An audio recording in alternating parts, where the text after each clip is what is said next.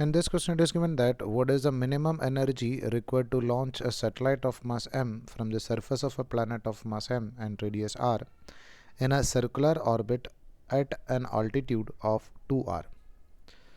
So let's see what is the meaning of this question. In this question it is given that what is the minimum energy required to launch a satellite. So consider that there is a satellite of mass m from the surface of a planet of mass m. So the mass of this planet we can take it as capital letter M, and radius is given as nothing but r in a circular orbit of altitude that is 2r. So we need to take it to a distance that is equal to nothing but 2r. So it's orbital radius. So it's going to be move in a circular path, something like this. So the orbit of the circular path is not equal to r, or orbital radius is not equal to r. This orbital radius is going to be 3r. So our aim is to find out how much energy we should supply to it. So we can find out what about the difference in energy final and energy initial.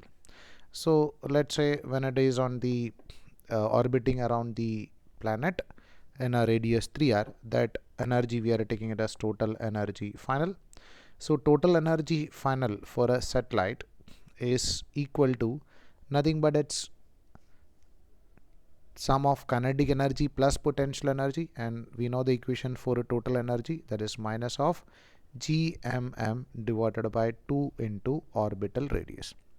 So according to this question, this total energy final is going to be minus gmm divided by 2 into orbital radius is nothing but 3r.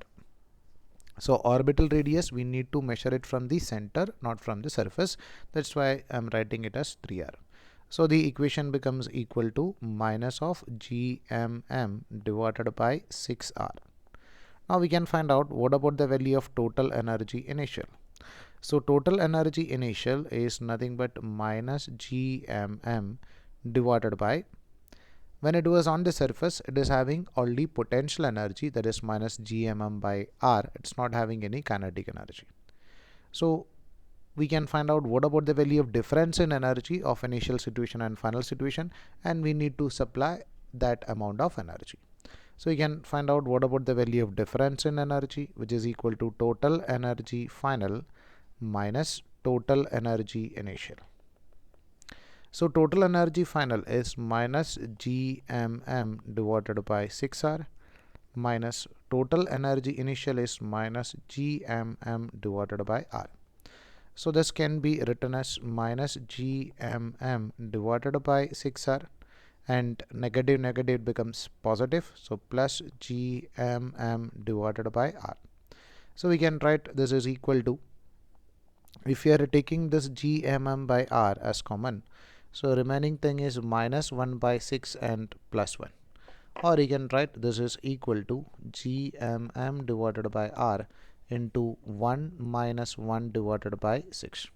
So 1 minus 1 by 6 is nothing but 5 by 6. So we can take it as it is 5 gmm divided by 6r is a value of its change in energy, or this much amount of energy we need to supply.